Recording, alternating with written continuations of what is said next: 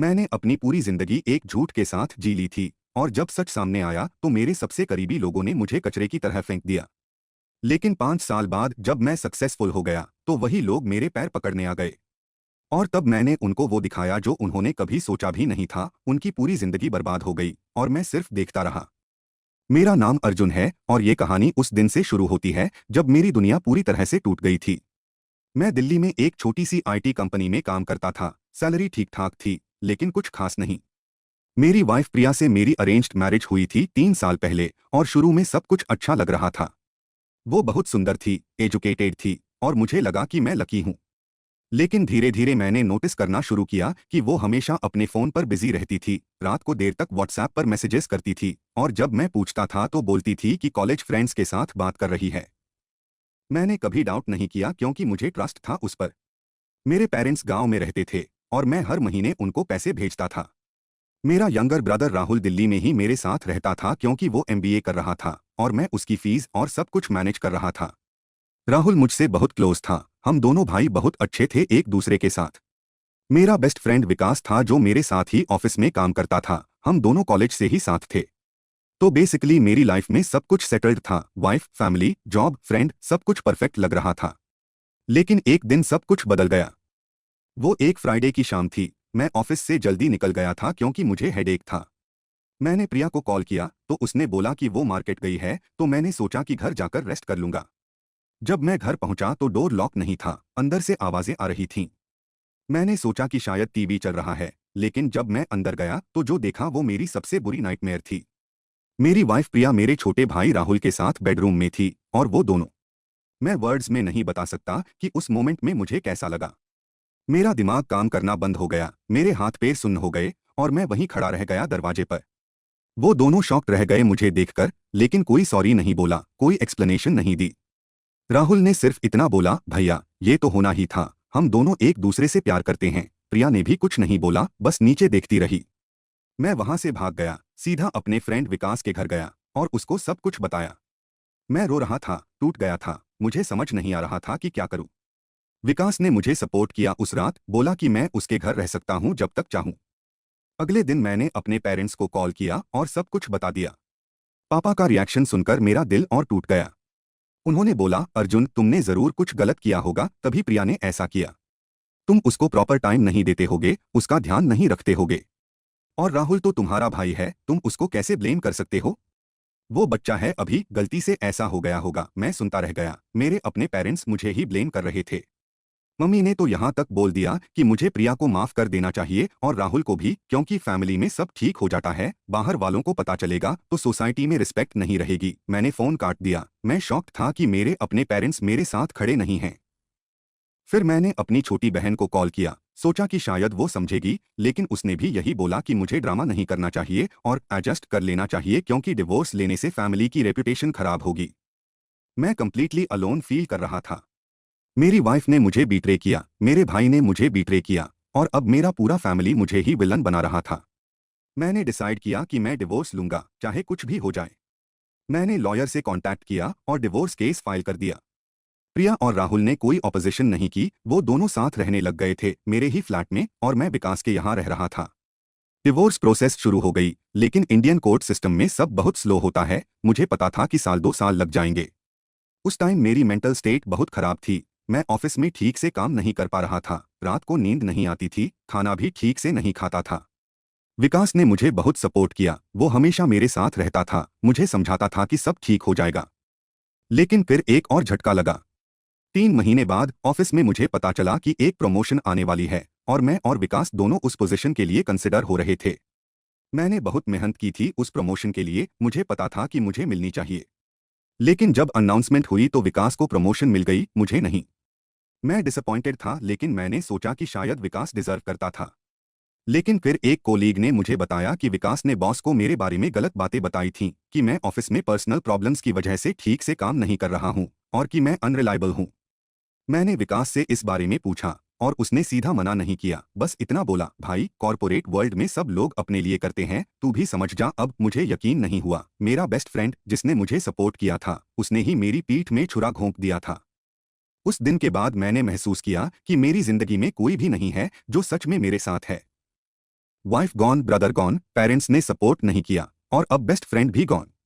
मैं emotionally, mentally, financially हर तरह से टूट गया था। मैंने विकास का फ्लैट छोड़ दिया और एक बहुत छोटा सा पीजी ले लिया साउथ दिल्ली में, जहां मुझे बैरली खड़े होने की जगह थी। रूम इतना छोटा था कि एक बेड और एक छोटी सी टेबल के अलावा कुछ नहीं आ सकता था। बाथरूम शेयर्ड था 4 लोगों के साथ और गर्मियों में वहां इतनी हीट होती थी कि सांस लेना मुश्किल था। मेरी सैलरी का ज्यादातर हिस्सा लॉयर फीस में जा रहा था डिवोर्स के लिए और बाकी से मुश्किल से गुजारा हो रहा था। मैंने खाना खुद बनाना शुरू किया क्योंकि बाहर खाना अफोर्ड नहीं कर सकता था। रात को मैं उस गंदे छोटे से रूम में लेटकर सोचता था कि मेरी लाइफ कैसे यहां तक आ गई।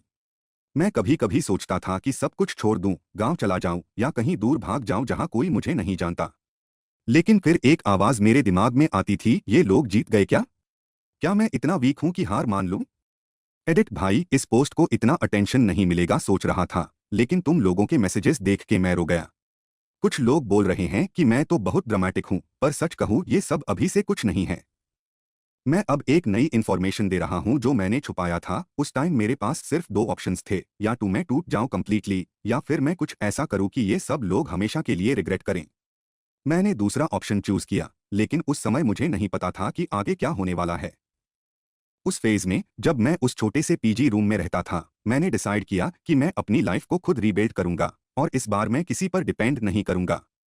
मैंने ऑफिस में काम तो किया, लेकिन मेरा दिल उसमें नहीं था।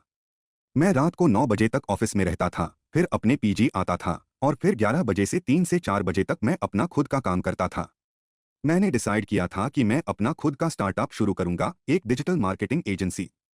मुझे थोड़ा बहुत आइडिया था डिजिटल मार्केटिंग का, क्योंकि ऑफिस में मैं कुछ प्रोजेक्ट्स पर काम कर चुका था। मैंने यूट्यूब वीडियोस देखना शुरू किया, फ्री ऑनलाइन कोर्सेज किए और धीरे धीरे मैंने खुद को ट्रेन किया। पहले महीने में मैंने अपनी एजेंसी का नाम रखा फीनिक्स डिजिटल, क्योंकि फीनिक्स वो बर्ड है जो अपनी राख से फिर से जन्म लेता है और एग्जैक्टली वही मैं करना चाहता था। शुरुआत बहुत मुश्किल थी। मेरे पास कोई क्लाइंट नहीं था, कोई नेटवर्क नहीं था, कोई रिसोर्सेस नहीं थे। मैंने फ्रीलांसिंग वेबसाइट्स पर प्रोफाइल बनाई और छोटे छोटे प्रोजेक्ट्स के लिए बिड करना शुरू किया। पहले 3 महीने में मुझे सिर्फ 2 प्रोजेक्ट्स मिले और दोनों से मिलाकर मैंने सिर्फ 8,000 रुपीज कमाए। लेकिन मैंने हार नहीं मानी। मैं हर रात काम करता रहा, सीखता रहा, इंप्रूव करता रहा। मैंने सोशल मीडिया पर कंटेंट पोस्ट करना शुरू किया, लिंक्डइन पर एक्टिव रहना शुरू किया और धीरे धीरे लोग मुझे नोटिस करने लगे। 6 महीने बाद मुझे एक छोटी सी कंपनी से ऑफर आया, उनको अपनी वेबसाइट और सोशल मीडिया मैनेज करवाना था। मैंने 15,000 पर मंथ में डील की और वो मेरा पहला प्रॉपर क्लाइंट बन गया। उस समय मेरी रूटीन पागलपन की थी। सुबह 8 बजे उठता था, ऑफिस जाता था, 9 बजे तक काम करता था, फिर रात को अपने क्लाइंट्स के काम करता था।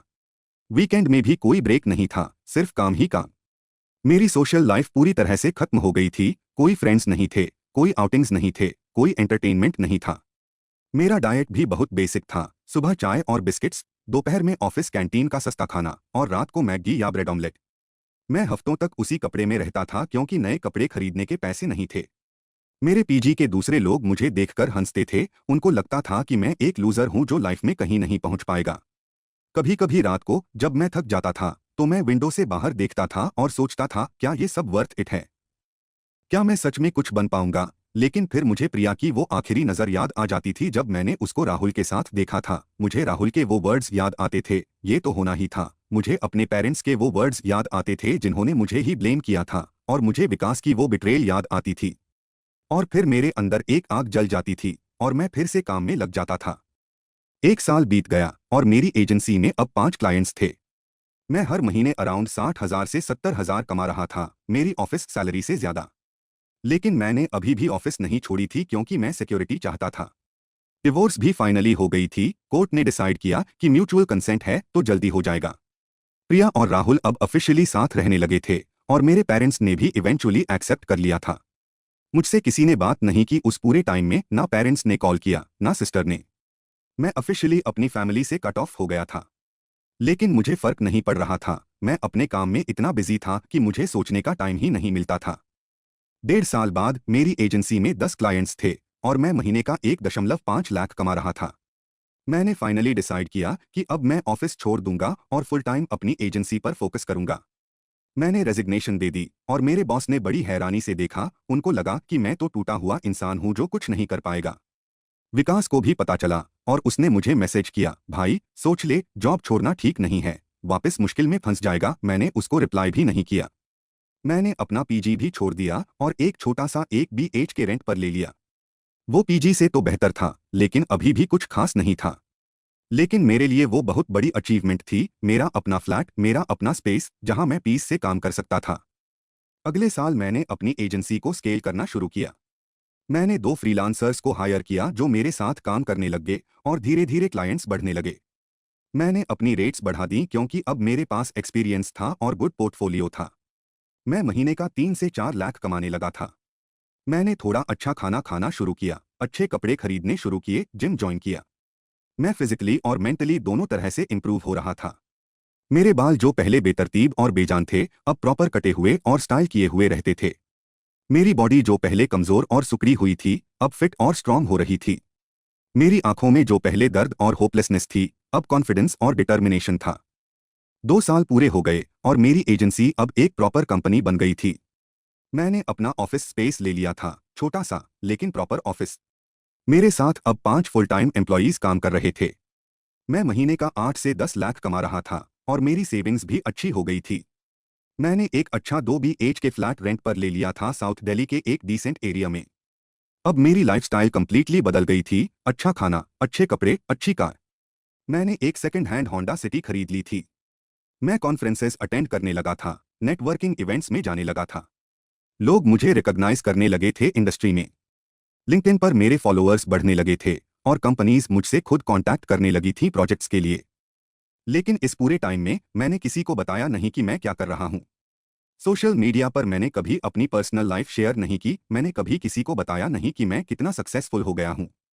मेरे पेरेंट्स, मेरी सिस्टर, राहुल, प्रिया, विकास, किसी को नहीं पता था कि मैं अब कहाँ हूं और क्या कर रहा हूं। मैं चाहता था कि वो सब सोचें कि मैं अभी भी उसी छोटी सी जॉब में स्ट्रगल कर रहा हूं या शायद कहीं फेल हो गया हूं। 2.5 साल बाद मेरी कंपनी ने एक बहुत बड़े क्लाइंट को साइन किया, एक नेशनल ब्रांड जो इंडिया में बहुत फेमस था। उस प्रोजेक्ट से मुझे 50 लाख का डील मिला और सडनली मेरी कंपनी मीडिया में आने लगी। बिजनेस मैगजीन्स ने मेरी स्टोरी कवर की, young entrepreneur builds $1 million agency from scratch. मेरा इंटरव्यू न्यूज़पेपर्स में छपा, ऑनलाइन पोर्टल्स पर आया और लिंक्डइन पर वायरल हो गया। अचानक हर कोई मुझे जानने लगा। मेयर इनबॉक्स में मैसेजेस की बाढ़ आ गई, लोग कॉन्ग्रेचुलेट कर रहे थे, कोलाबोरेशन के लिए पूछ रहे थे, इन्वेस्टमेंट की बात कर रहे थे। एडिट 2 गाइस, तुम्हारे कमेंट्स से पता चल रहा है कि बहुत लोग इसी सिचुएशन में हैं। एक इंपॉर्टेंट अपडेट, जब मैं सक्सेसफुल हो गया तो सबसे पहले वो पर्सन आ गया जिसने मुझे सबसे ज्यादा हर्ट किया। और उसके साथ कुछ ऐसा हुआ कि मैं खुद शॉक रह गया, लेकिन पहले बाकी लोगों की बात कर लेता हूं। और फिर शुरू हुआ वो फेज जो मैं सबसे ज्यादा एंजॉय करने वाला था। सबसे पहले मैसेज आया मेरे बेस्ट फ्रेंड विकास का। भाई, क्या बात है, इतना बड़ा हो गया और मुझे बताया भी नहीं। चलता है यार, तू बिजी होगा, लेट्स मीट अप, कॉफी पीते हैं, बहुत दिन हो गए। मैंने मैसेज पढ़ा और एक ठंडी स्माइल आ गई मेरे चेहरे पर। मैंने रिप्लाई किया, हाँ भाई, बिजी हूँ बहुत। फिर कभी फिर आया मैसेज राहुल का, मेरे छोटे भाई का, जिसने मेरी वाइफ के साथ। मैं वो सब फिर से नहीं सोचना चाहता। उसने लिखा, भैया मुझे पता चला कि तुम इतना सक्सेसफुल हो गए हो। मैं बहुत खुश हूं तुम्हारे लिए। मुझे माफ कर दो उस टाइम के लिए, मैं बच्चा था, गलती हो गई। अब मैं MBA कर चुका हूं, लेकिन जॉब नहीं मिल रही अच्छी, क्या तुम मुझे अपनी कंपनी में ले सकते हो? मैं तुम्हारे लिए बहुत काम करूंगा। मुझे हंसी आ गई। ये वही बंदा था जिसने मेरी पूरी जिंदगी बर्बाद कर दी थी और अब वो मुझसे जॉब मांग रहा था। मैंने रिप्लाई किया, राहुल, मेरी कंपनी में पोजीशंस लिमिटेड हैं और मैं सिर्फ ट्रस्टवर्दी लोगों को हायर करता हूं। तुम शायद कहीं और ट्राई करो। फिर आया मैसेज प्रिया का, मेरी एक्स वाइफ का। उसने लिखा, अर्जुन, मैंने तुम्हारी सक्सेस के बारे में सुना। मैं हमेशा जानती थी कि तुम में पोटेंशियल है। मुझे पता है कि हम दोनों के बीच क्या हुआ था, लेकिन मुझे लगता है कि हम दोनों को मूव ऑन कर लेना चाहिए। क्या हम फ्रेंड्स बन सकते हैं? मैं चाहती हूं कि हम फिर से बात करें। मुझे यकीन नहीं हो रहा था। ये वही औरत थी जिसने मुझे धोखा दिया था और अब वो फ्रेंड्स बनना चाहती थी। लेकिन सबसे शॉकिंग मैसेज आया मेरे पापा का। उन्होंने कॉल किया और बोले, बेटा अर्जुन, हमने तुम्हारी बड़ी तारीफ सुनी है। गांव में सब लोग बात कर रहे हैं कि तुम कितने बड़े बिजनेसमैन बन गए हो। हमें बहुत गर्व है तुम पर। हम चाहते हैं कि तुम घर आओ, पूरे गांव में सेलिब्रेशन करेंगे।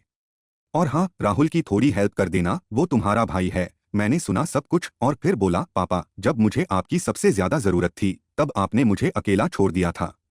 आपने मुझे विलन बनाया था और राहुल को डिफेंड किया था। अब जब मैं सक्सेसफुल हूं तो आपको गर्व हो रहा है। मुझे माफ कीजिए, लेकिन अब मुझे आपकी अप्रूवल की जरूरत नहीं है। और मैंने फोन काट दिया।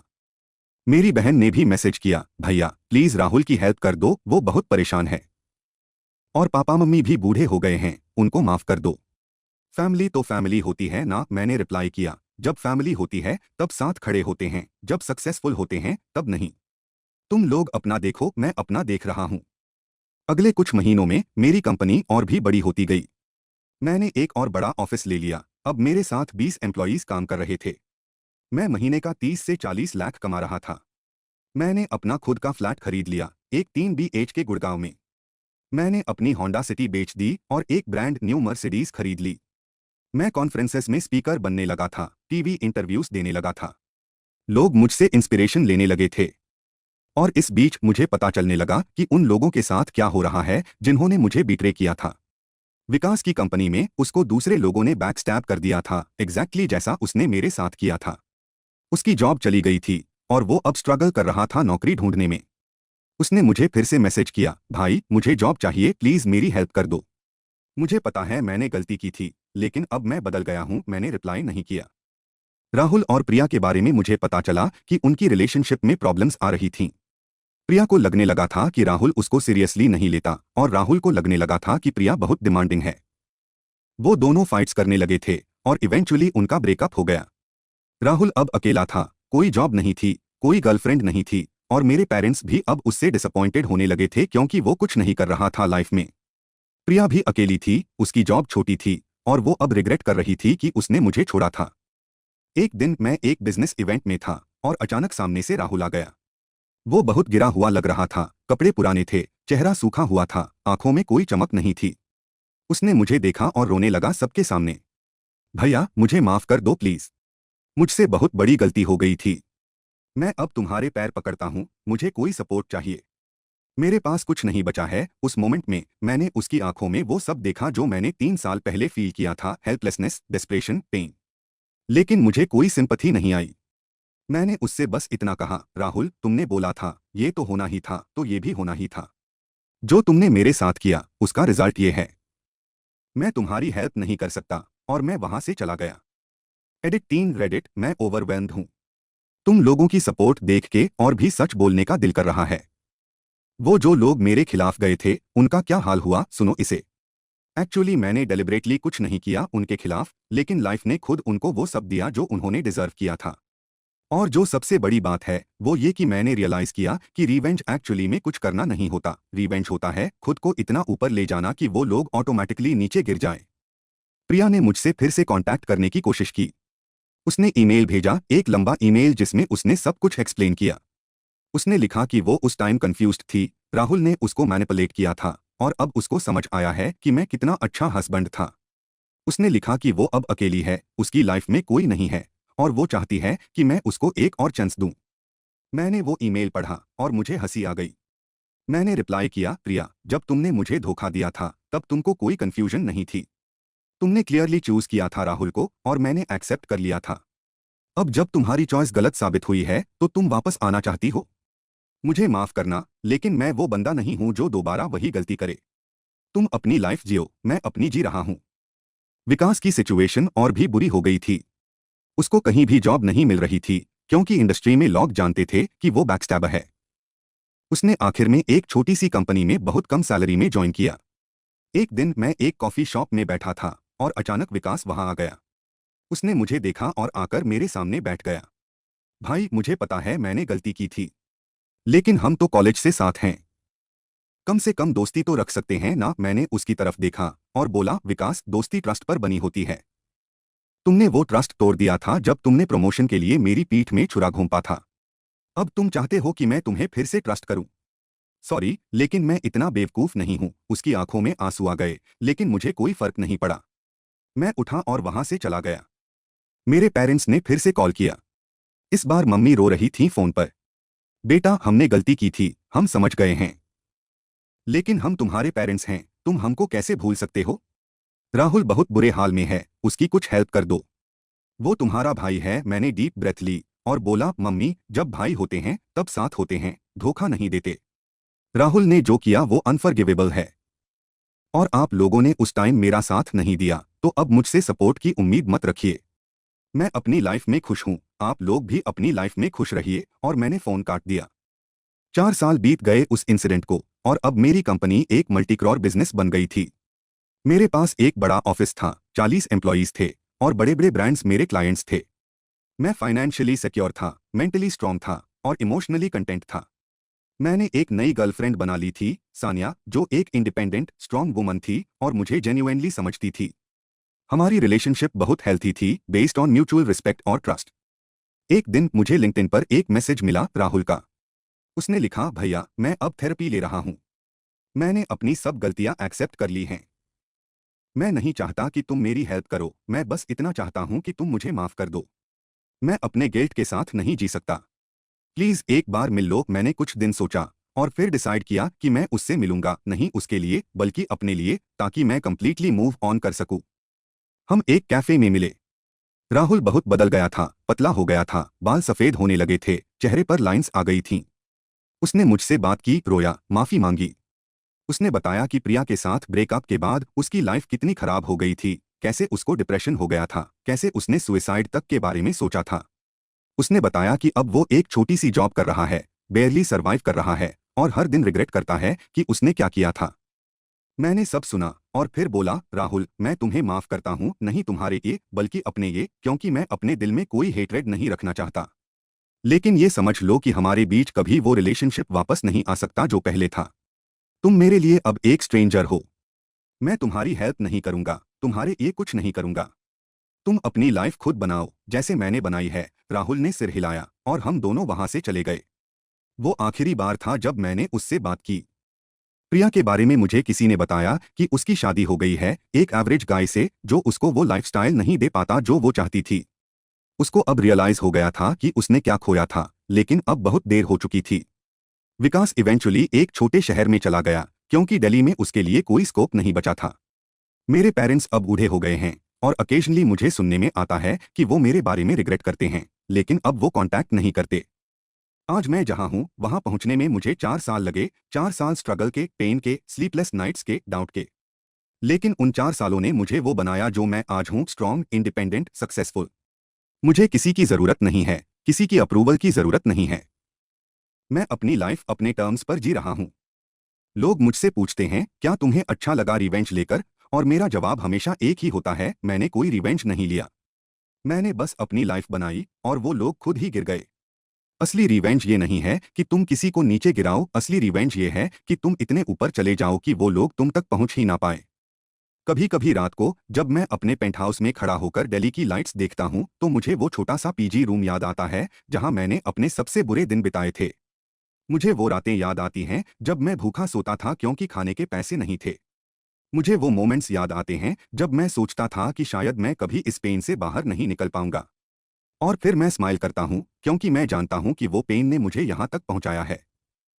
आज जब राहुल, प्रिया, विकास या मेरे पेरेंट्स की लाइफ देखता हूं, तो मुझे एंगर नहीं आता, सिंपैथी नहीं आती, सेटिस्फैक्शन भी नहीं मिलती। मुझे सिर्फ एक ठंडा सा इंडिफरेंस फील होता है, जैसे वो सब मेरे लिए एग्जिस्ट ही नहीं करते।